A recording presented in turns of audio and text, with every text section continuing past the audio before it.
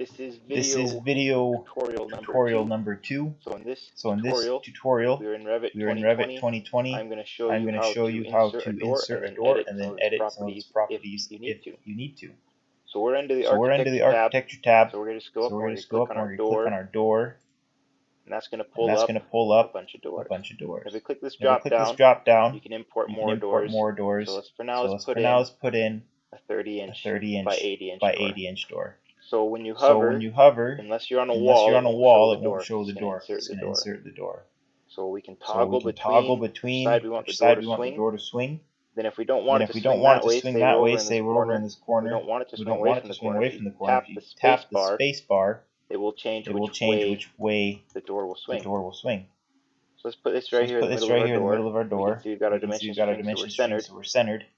Now once I place it, if I decided and I realized that I didn't want the door to sit that way, if I click on it, we see these arrows here.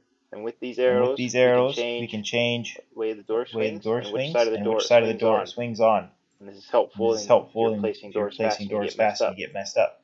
Now another thing we want to look at is, say we put in the wrong size door, we didn't need a 31 or 36.